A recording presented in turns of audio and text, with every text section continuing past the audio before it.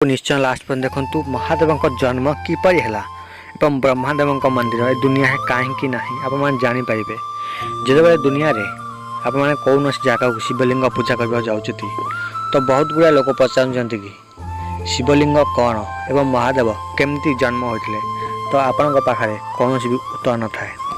यही कथा केवल महादेव पुराण ही बंधन कर जो लोक महादेव पुराण पढ़ी से लोक ही जापर कि महादेव जन्म किपर होते जितेबाला दुनिया रे कौन ग्रहमंडल किंबा कौन देवता कि कौन किसी भी नथिले से भगवान महादेव भगवान विष्णु को आविर्भाव कले।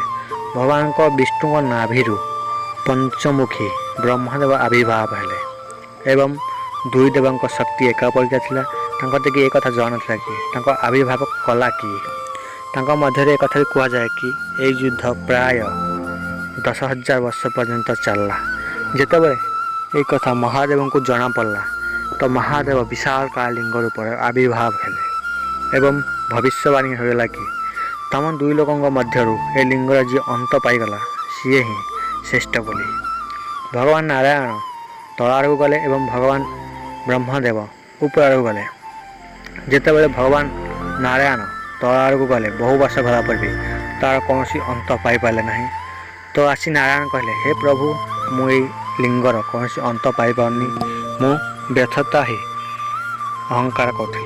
जो ब्रह्मदेव ऊपर जाते बहु वर्ष गला पर भी गोटे जुक्ति आसला कि मुझे जा कहीदेवी मुझे लिंगर अंत पाईगली तो मु निश्चय विष्णु ठार श्रेष्ठ हो एक कथा भावी अहंकार आसी कहले कि हे भगवान मुझे लिंगर अंत पाईगली तो से लिंगर गोटे प्रज्वलित आलोक रूप महादेव आविर्भाव हेले एवं महादेव भगवान ब्रह्मदेव को अभिशाप देले कि तुम ये दुनिया रे कौन लोक तुम पूजा करें कि एवं ए संसार तुम कौन मंदिर रहा एक कथा तो सुनले ब्रह्मदेव भगवान शिव को क्षमा मागिले। क्षमा मागिला पर भगवान विष्णु एवं भगवान महादेव ब्रह्मदेव को क्षमा कले।